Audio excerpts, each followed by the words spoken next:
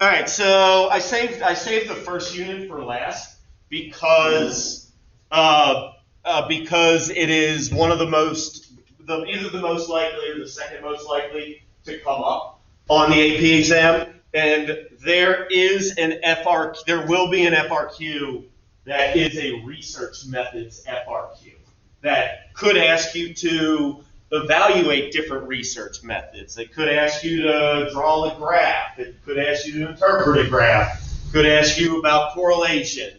All right, any of those different things. Okay, so very important unit.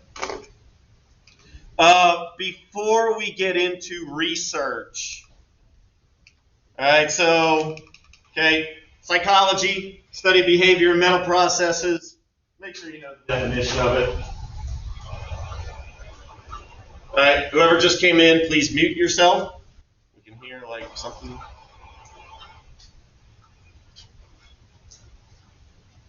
we go.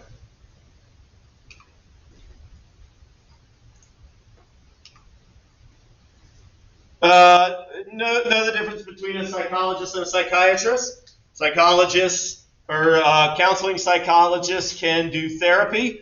Clinical psychologists generally do research. Clinical psychologists are generally PhDs, okay, and they do talk therapy, but psychologists generally are not medical doctors usually, okay. They cannot prescribe medication, while psychiatrists can. Let's see, I'm going to skip over a bunch of this stuff.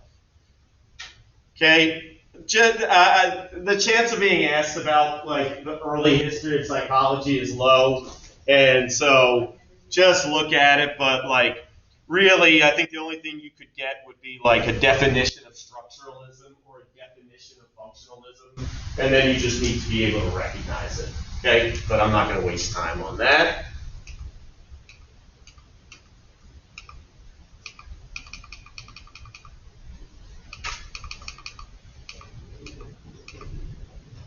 All right, make sure that you understand the 7 perspectives of psychology.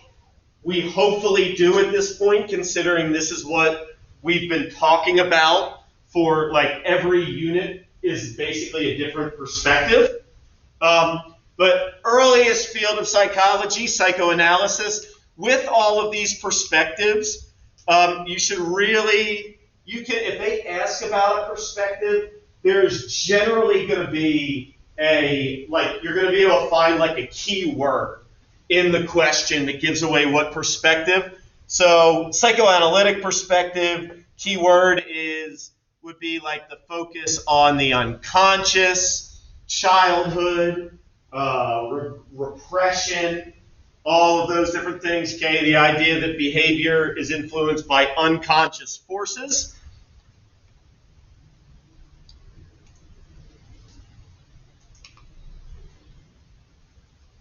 All right, my class, I think I had you all make flashcards. Behavioral perspective, that believe that psychology should be the science of observable behavior, fathered by John Watson. Okay, and basically what behaviorism says is that our behavior is a product of learning from our environment, that we behave in ways just because our environment influences us, that we don't really have any free will, okay, that it's not really your choice that you are in a review session right now, all right, you're doing this because of environmental forces like the AP exam, and we're all just kind of cogs in a machine.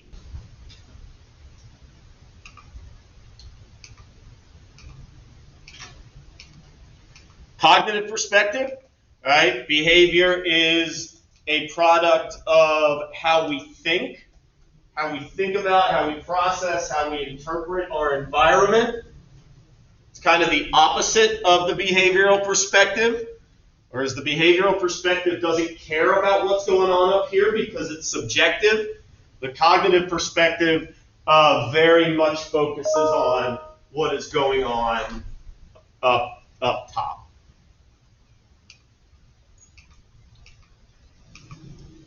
Okay, there's some key words. Humanistic perspective, our behavior is influenced by us trying to reach our full potential. Okay, it says that we are all unique, we all make unique choices, and we have the ability to make choices, that everything is a choice. And for us to reach our full potential, we have to accept ourselves for who we are.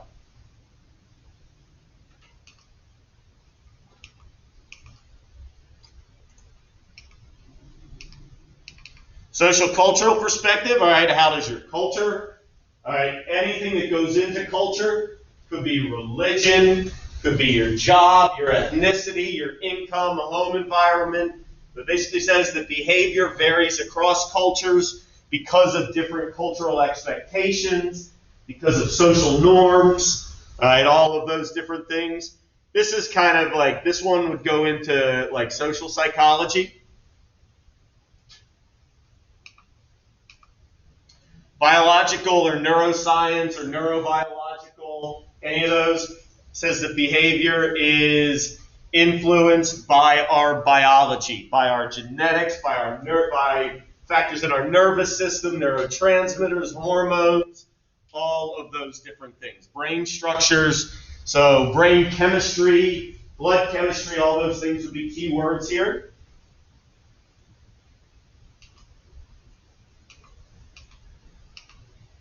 All right, and then the evolutionary perspective basically says that our behavior is a product of adaptation, that we have learned to behave in the way that we do so that we can survive and reproduce. And, you know, with psychological disorders, we talked about maladaptive behaviors. Those are behaviors that sort of go against evolution, that they don't help us survive and reproduce.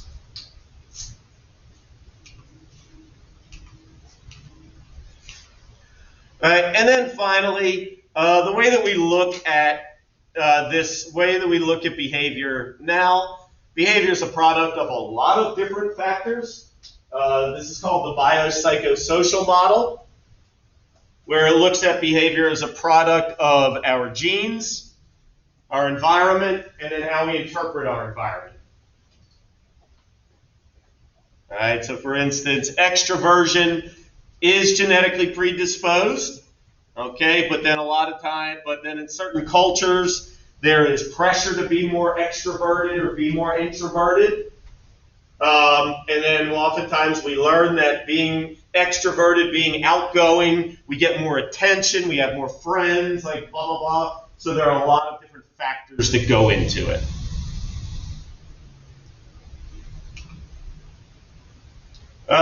Important subfields in psychology. Human factors and industrial organizational are two newer fields. Human factors looks at how humans interact with technology and making sure that technology is intuitive to humans. How do we make things safer? How do we make them more efficient?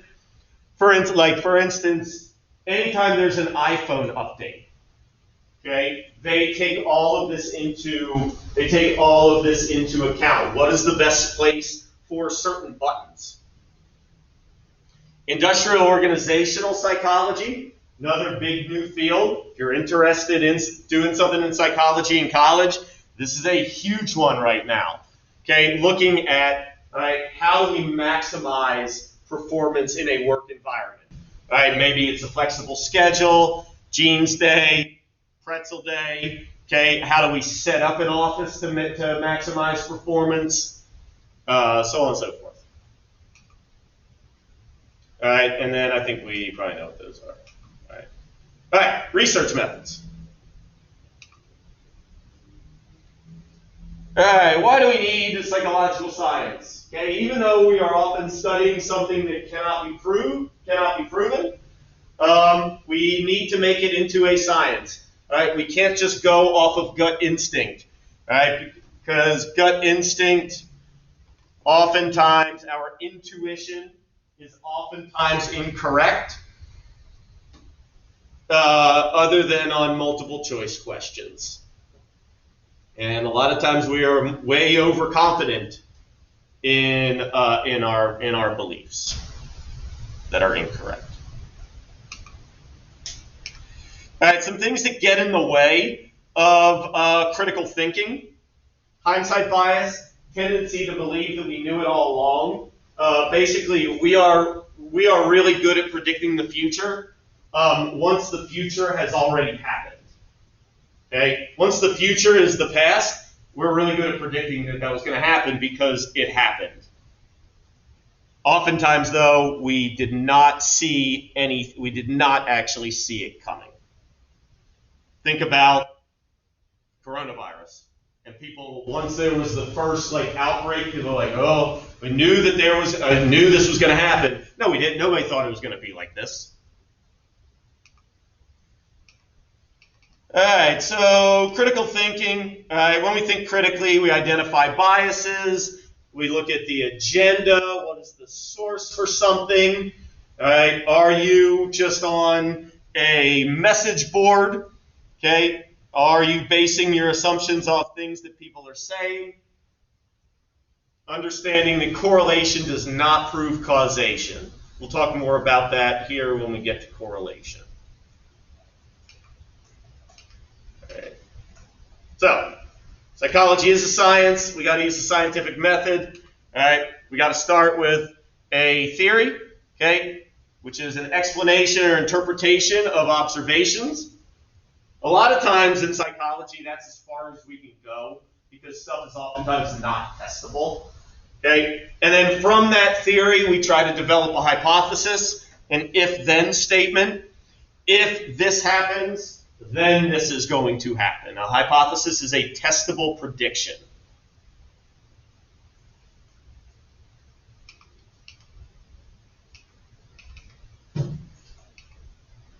Okay? Empirical data. Empiricism is using scientific research and getting hard data. And that is evidence that comes from this research.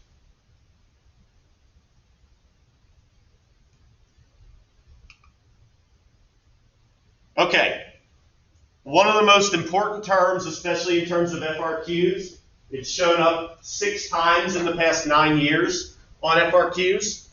Operational definitions. When we are designing research, whether it is a case study, whether it is a survey, but especially with experiments, we have to start off when we have our variables. We have to start off with what is called an operational definition. An operational definition is a clear explanation of how a variable is going to be measured in a study. How is it going to be quantified? Okay, if we're talking about weight, are we talking about pounds? Are we talking about kilograms? What type of scale are we using? So on and so forth. Okay, this is usually going to be some sort of number because numbers are objective. The reasons for this: it helps eliminate bias.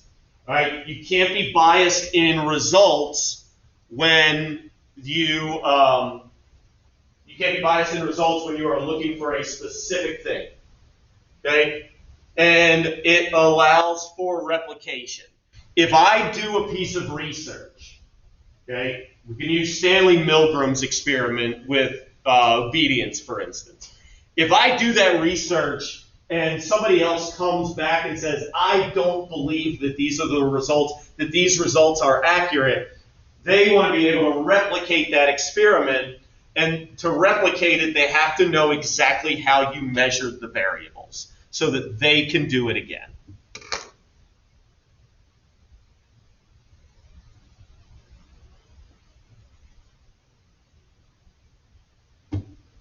Okay?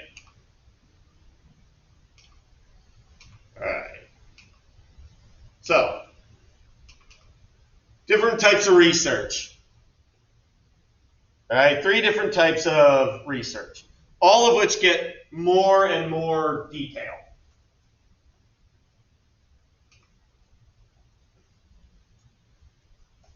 All right, first one.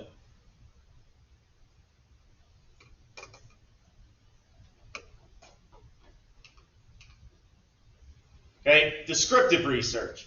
The purpose of descriptive research is simply to describe something. It doesn't tell us anything beyond that.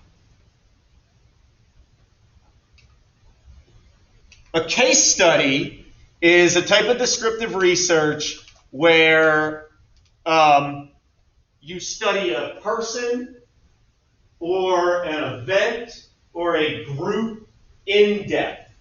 So, for instance, if somebody really wanted to get to the heart of what was the reason for why exactly did the group on January 6th storm the Capitol and try to take over the Capitol, right? That would be a case study. Any sort of psychobiography, looking in depth. A lot of times, so sometimes case studies can give us new areas of research. It can tell us things that are true about all of us. Some of the weaknesses, though, is a lot of times case studies are unique, and they're a case study because they're atypical. Like most of us would probably not be in a case study. Sometimes, depending on what the researcher is looking for, they can exaggerate.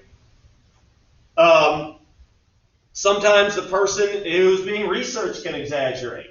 Good example of that is the serial killer Edmund Kemper, who really liked to talk and really liked to talk about his murders, but a lot of it he was kind of lying about. And then it's a lot of times up to the experimenter's interpretation. Right? Famous one of these is Jeannie Wiley, the girl who was locked in a room for 10 years, who told us a lot about how we developed language. Oh, forgot. Yep, there's Kemper right there. Naturalistic observation. A naturalistic observation is where, if we want to get data where there is no manipulation whatsoever, all we want is just this is what we were observing. That is a naturalistic observation. It describes behavior, it doesn't do anything to explain it, and it is literally just observing something in their natural habitat. Think Jane Goodall and the chimpanzees.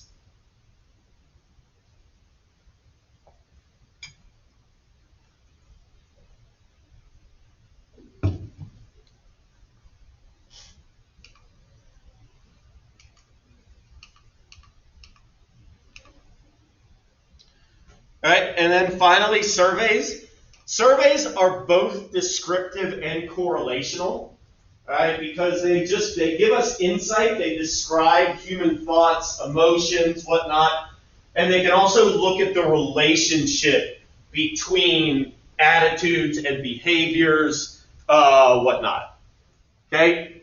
They are self-reported, which means survey results are oftentimes biased, but they're quick. They're easy. It's easy to get a large sample, right? But they are less in-depth. Everybody in here knows what a survey is, so within a survey, right? This could be to give you an example of what could be on like an research methods FRQ. This is a good they could give you an example of somebody giving a survey and then ask what one of the issues with their methods is. This is a good example. So in a survey, we have subjects, which are the people that are the participants. In a survey, we have to use sampling, which is the process of getting these participants. The sample is the group of subjects, and the goal is to make sure that the sample is generalizable to whatever population you want to study. So if you want to study the drinking habits of students at Ardrey Kell, but you only sample freshmen, that's probably not going to be generalizable. Okay? So to make sure it is generalizable and representative, okay, we want to try to take a random sample, okay, which is one that makes sure that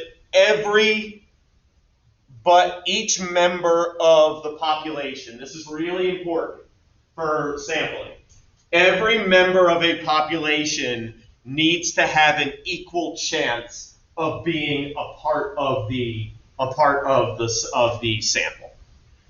For surveys, that's a lot easier. For experiments, we're not always able to do that because experiments rely on volunteers.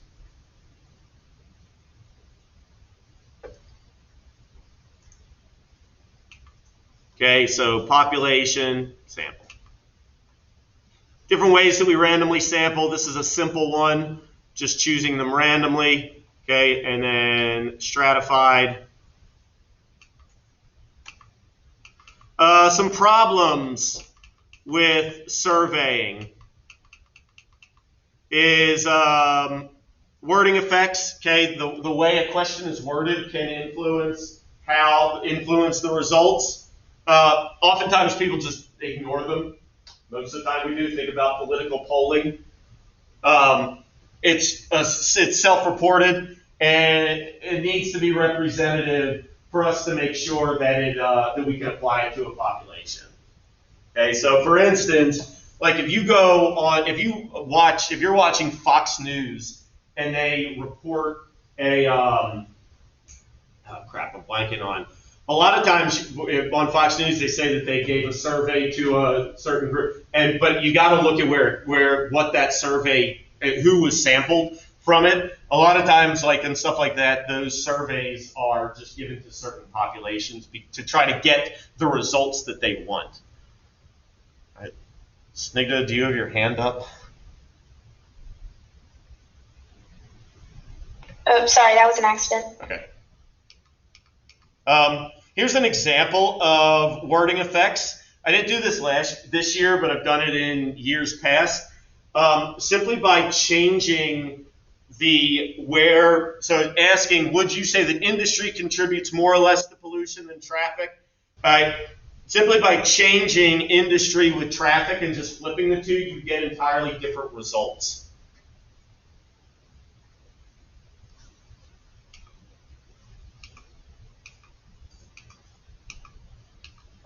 All right, one reason we got to sample, false consensus effect. All right, false consensus effect is our tendency to believe, because of our self-serving bias, our tendency to believe that more people agree with us than actually do. We tend to overestimate the amount of people that agree with us because a lot of times the people that we talk to agree with us because we surround ourselves with people that are similar to us. So if a political candidate believes that everybody loves them because they had a wild rally, okay, if Donald Trump believes that 100% of the population loves him because there are all these MAGA people there cheering and whatnot, all right, that would not be accurate. The people who are at a Donald Trump rally are fans, but the people who aren't there are not, or probably not. All right, correlational research. Another thing that could be on one of the FRQs. They haven't had correlation on there in a bit, so I wouldn't be surprised if we saw this. All right, correlational research goes one step further than descriptive, and it allows for us to detect relationships between variables. Okay, it allows for us to see, does this variable relate somehow, not affect, okay? Does this variable somehow, maybe I guess you could say affect, have some sort of relationship with a second variable? And then it allows for us to predict what might happen in the future. A lot of times correlation is used for things that can't be experimented on, like looking at the correlation between nicotine use during pregnancy and rates of ADHD. They can't do an experiment saying, hey, this population of pregnant women is going to smoke cigs the whole time, and then we're going to see what the effect is. That would be unethical, so they got to do it after the fact. Okay, correlation, just think correlation, relationship between two variables. There are two types of correlation. There is what is called positive correlation, which is a direct relationship. As one variable goes up, the other variable goes up as well, and vice versa. As hours of studying for the AP exam goes up, right, your chance of getting a 5 goes up as well. Or as it goes down, your chance of getting a 2 goes, or getting a 5 goes down. Okay, so I was like, positive, okay, both thumbs up. But it can be both thumbs down too. A negative correlation, and again, we got to remember, positive doesn't necessarily mean good, negative doesn't necessarily mean bad. A negative correlation is an indirect or an inverse correlation. As one variable increases, the other variable decreases, and vice versa. Okay, as playing video games goes up, GPA goes down.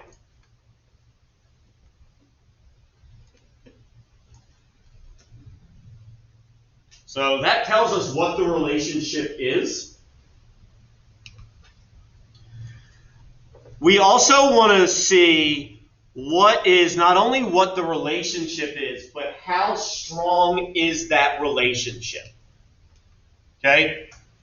How well does A predict B? This is what is called this is a number that is associated with it from doing a t-test or a ANOVA or whatever. You don't need to know what those are. But is a range from -1 to +1. Okay? The negative shows an inverse relationship. The positive shows a direct relationship, meaning a positive correlation or a negative correlation. The closer to 0, or the further from 0 in either direction, indicates a stronger relationship. One thing to remember, guys, is a positive correlation is not better than a negative correlation. The negative or positive just tells you how the variables are related to each other. Okay, so the sign indicates the direction of the relationship, and then the number shows the strength of the relationship. All right?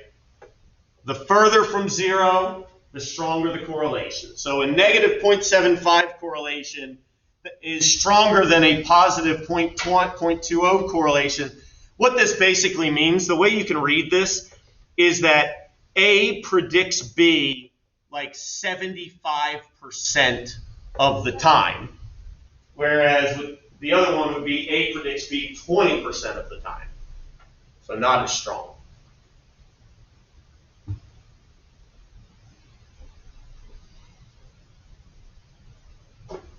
Okay,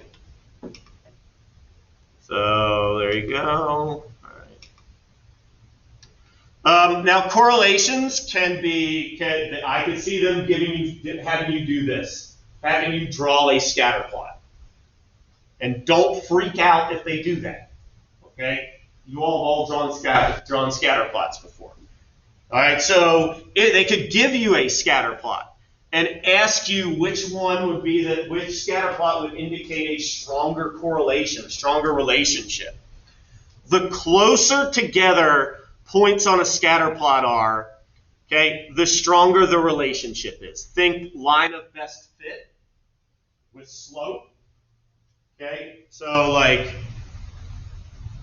this one, the line of best fit would fall exactly on the points. The line of best fit, the points don't fall around it at all. If they gave you this, it would just be coordinates. Just remember the x-axis is the first number, y-axis is the second number, and the x-axis is the independent variable, the y-axis is the dependent variable.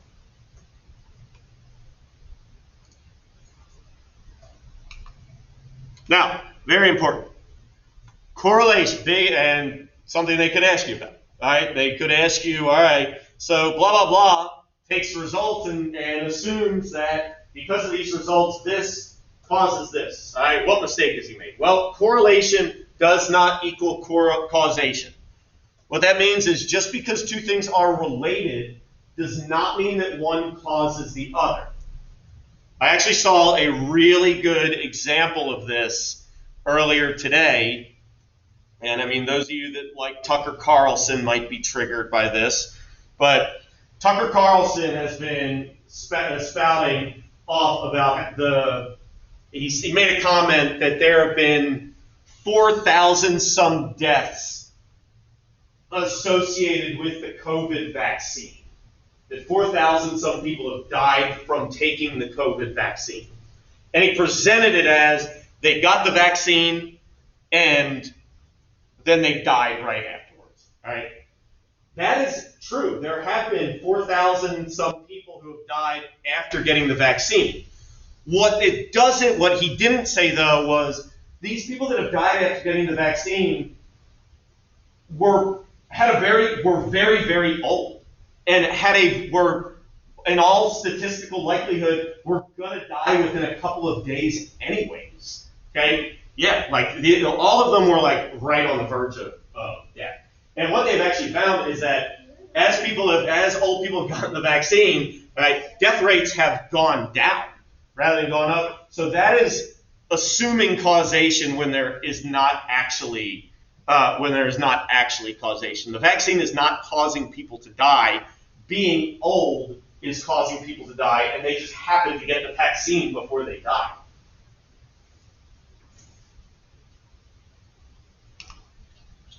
Okay.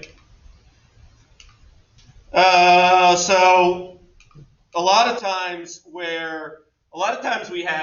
make the mistake here, what's called an illusory correlation, which is where we assume that there is a relationship between something that there is not. It can be assuming causation. Okay, it can be what are called spurious correlations, which are like these, that like weird things that correlate with one another. Okay, but illusory correlations is like believing that if you walk under a ladder, it's bad luck, or that hospitals go more crazy during full moons or whatnot.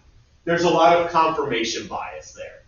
Hospitals going crazy during a full moon, if it's going crazy and you say, oh, shit, it's a full moon, that must be why, that's an illusory correlation. It's believing that there's a relationship when there is not one.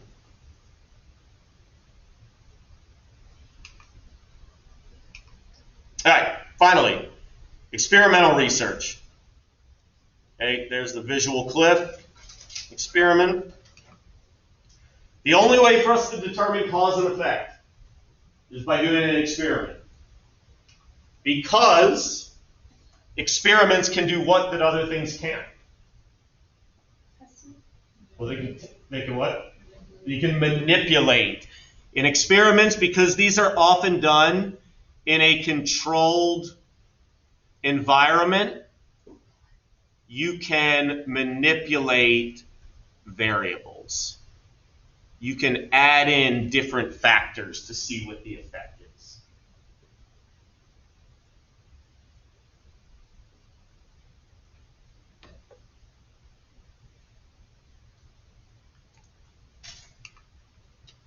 Okay. So in experiments, the researcher manipulates one or more factors, which are called the independent variable. The independent variable, or in a hypothesis, the if statement. Okay, independent variable is what is going to be manipulated. And then they observe what the effect is, the then statement of what is the effect of that manipulation. That is the dependent variable. So what happens with the dependent variable depends on what you do to the independent variable. Experiments are criticized at times for being too artificial sometimes, especially when you're trying to study normal human behavior in a lab setting. It could be difficult. Think back to the Masters and Johnson study on the sexual response cycle. Okay, if you're trying to study humans having sex with each other in a lab setting, it's going to be, that's why they had used mostly sex workers, because they were maybe a little bit more comfortable in being watched or being in a strained setting. All right, so IV, the factor that's manipulated. If it's a drug trial, it could be, we have different conditions, is what these are called. Okay, we have a condition where one person gets the drug, and then a condition where one person just gets a placebo, and then they look at the effects. If it is, a drug used to treat positive symptoms of schizophrenia, right? They give one person the real drug, one person the fake drug, and then they see what the effect of that is. Do the symptoms go away with one or the other or not? Okay? The conditions of it, the experimental conditions of an experiment are how the different ways in which the independent variable is going to be manipulated. In a drug trial, one experimental condition would be the group getting the drug, and the other experimental condition would be the group getting the placebo. Okay, well that is the control. That's the control condition. Sorry, I mixed that up. Okay, and the example that I gave on there, if they want to see what the effects of different diets are on how fast you run, the control conditions would be either a high protein or low protein diet the experimental conditions, either a high protein or low protein diet the night before, and the control conditions would be just eating normally. So control is just everything is normal. Used for comparison purposes and to see if there is what is called a placebo effect. Okay, so there you go. All right, so the other type of variable, confounding variables. Okay, so any sort of factor that is not controlled for in an experiment. These are also referred to as extraneous variables. Okay, so if they're just looking at diet in this experiment, what other confounding variables are there? How much they slept the night before, how old they are, how much they weigh, what their mood that day is. Okay, all of those could be considered confounding variables. I would not be surprised, guys, if they gave you an experimental scenario and you had to identify the IV, the DV, if there are any confounding variables, what the hypothesis is, what would the experimental condition be. Okay, would not be surprised at all. And then throwing in the research one, they oftentimes throw in like problem-solving words as well, like belief perseverance, confirmation bias, heuristics, all of those different things.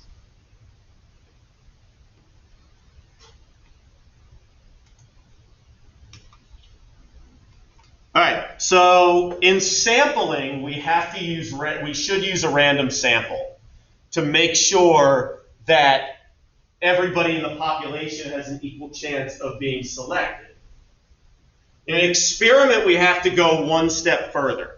We can't take a random sample and then say, all right, all the black people are going to be in this condition and all the Asian people in this and all the white people in this condition. Right? Also, okay, in experiments, it is hard to randomly sample because you have to volunteer, you have to willingly be a part of the experiment. And so a lot of times it is people who volunteer for it, and people who volunteer for experiments, just like people who do surveys on a regular basis, are a interesting type of people a lot of the time. Like, think about the people who fill out surveys all the time, are like 80-year-old women.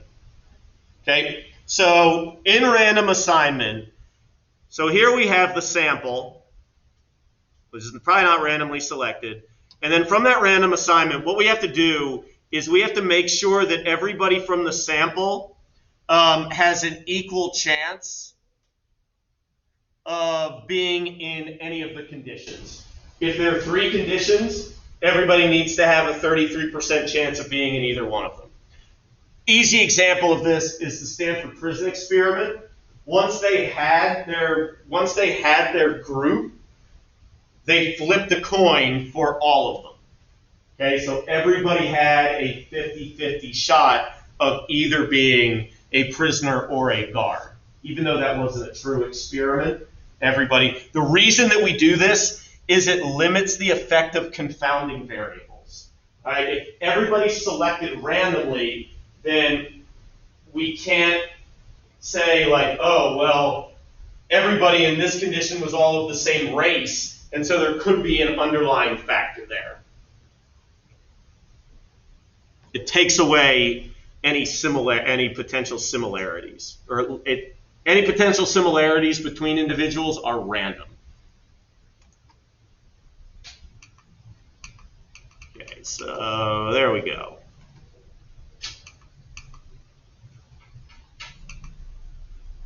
All right, placebo effect.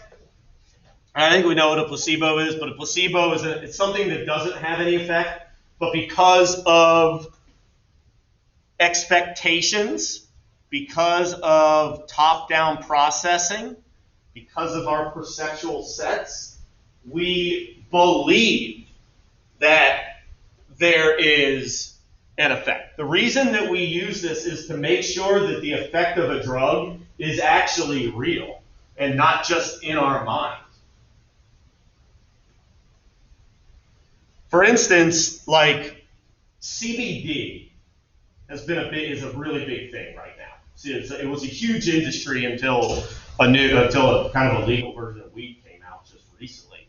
But CBD, there's been a lot of questions that like, does CBD actually do anything, or is it just a placebo? Okay, because some people swear by it to reduce stress, body pain, whatnot. The video on here is great. It's a Jimmy Kimmel thing where they going around and they tell people that they invented a weed gummy that gets you high like immediately, and people take it and then are like, oh wow, I'm like super stoned. Okay, and it was just like a regular candy. It didn't actually have any psychogenic effects. Or psychoactive effects, not psychogenic. Okay, all right, so it's our belief that it will have an effect. Self-fulfilling prophecy. All right, and then ways that we reduce bias in research. Single-blind studies are where, we don't want participants in a study to know if they are in the experimental condition or the control condition.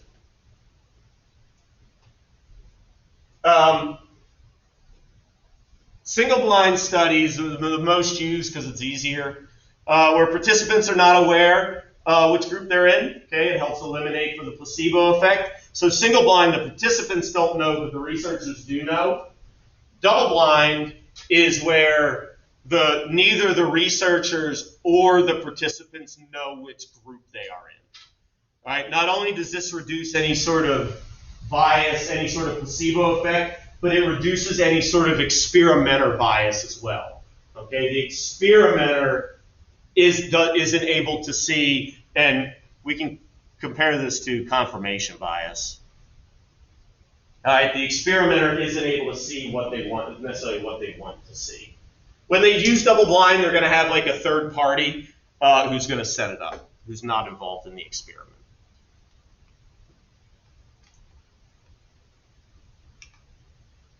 All right, and then lastly, they could ask you about this.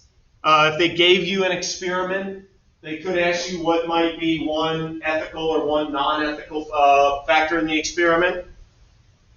So ethical guidelines changed in the 1960s and 70s, mostly due to Stanley Milgram's study of obedience and then Philip Zimbardo's Stanford Prison study. after Zimbardo's prison study, Milgram actually said to him afterwards, "Thank you for doing that, because that really got people off of my ass for having the most unethical study of all time." Milgram was heavily criticized, and then Zimbardo did the prison study, and people focused more on that. So the APA is the American Psychological Association. They have to oversee and report on all research, and they set guidelines. And then within institutions, colleges, universities, if somebody wants to do a piece of research, they have to present it to what is called an Institutional Review Board, or an IRB, which determines if research is ethical or not. They have to do this with humans, and they have to do this with animals. Used to be that you could basically just do whatever you wanted with animals. Not the case anymore.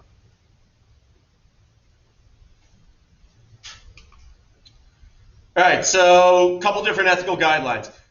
You can't be forced to take part in an experiment. In college, a lot of you all will probably take a psychology class in college. A lot of you all probably major in psychology because it's one of the most popular majors. And one of the, I know I had this multiple times, but a lot of times one of the grades in the course is to take part in certain research that the university is doing, but they have to have an alternate assignment for it if you are not willing to take part in it. And if you are in the research and decide that you no longer want to be a part of it, you have to be free to leave. That was one of the issues with Milgram and Zimbardo. People in Milgram's pleaded with the authority figure, like, please let me stop. Let me stop. I'm hurting this person. And the authority figure would say, you must continue for the experiment. Right? If somebody says, I want to stop, you can't keep them. In most cases, you need to be given a clear explanation beforehand of their role in the study, understanding potential risks. Now, I said in most cases because there are some exceptions to this. That is called informed consent. Okay? They are informed of what is going on, and they consent to do it. So these two kind of go together. Now, deception is one of those that's tricky. Deception is when you deliberately mislead participants, like in Stanley Milgram's experiment, where they told them they were doing an experiment on memory, when in fact they were doing an experiment on obedience. This is where informed consent can be tough, because a lot of times in experiments you do have to deceive participants so that they do what you want them to do, so you get the results. If they told participants that they were doing research, think about you as teenagers. As soon as you're told to do something, you don't want to do it. Okay? If they were told, hey, this is an experiment on obedience, follow this guy's directions, you're going to say, hell no. Okay? So that they have to think it's on something else. Deception is acceptable when the benefits outweigh the costs.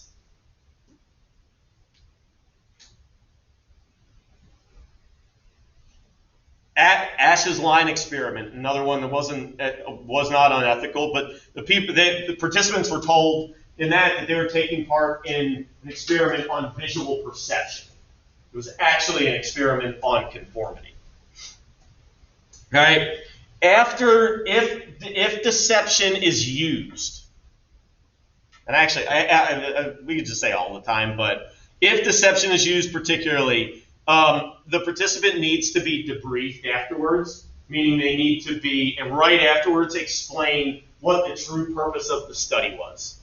That was another issue with Milgram, is they deceived them, and then they didn't debrief them until like a couple months afterwards.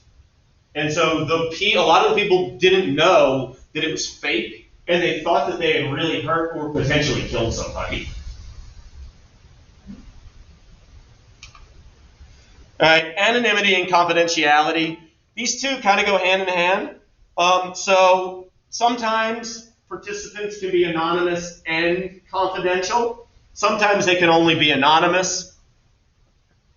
Anonymity means that, or anonymity and confidentiality mean that the identities of participants cannot be revealed by the researcher. Oftentimes, if it is anonymous, oftentimes the researcher will collect data that isn't linked with anybody. So if I'm doing an anonymous survey on Google Forms, okay, I just don't say, hey, what's your email address? Okay, and then if it's, sometimes stuff will be confidential but not anonymous. So the researcher might know the identities of the participants, but they can't reveal them to anybody else.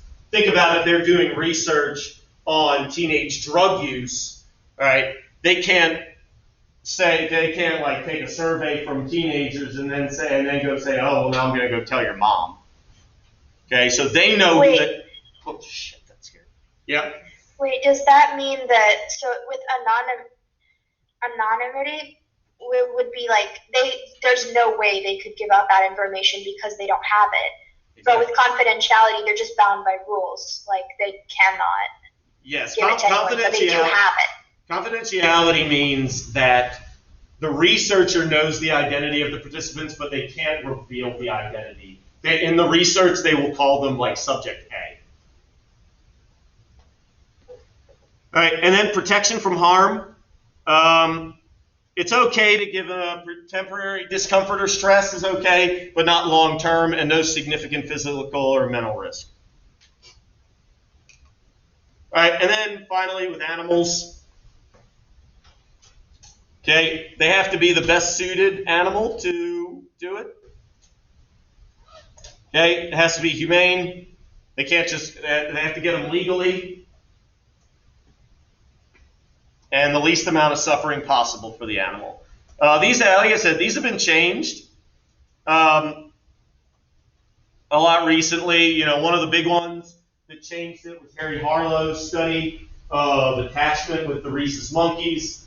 Martin Seligman's study on learned helplessness, where they had a dog in a harness, and they were on an electrified grid, and a light would go off, and then the dog would get shocked, and they couldn't get away. And then eventually what they did, they took the harness off of them, they flashed the light, which indicated the dog was about to be shocked, and the dogs had learned that no matter what they did, they couldn't get away. So even when they could get away, they wouldn't try to. That would probably not fly anymore. That was done in like the 70s, I believe. All right. Are there any questions about any of that? Okay. All right, guys. Well, that is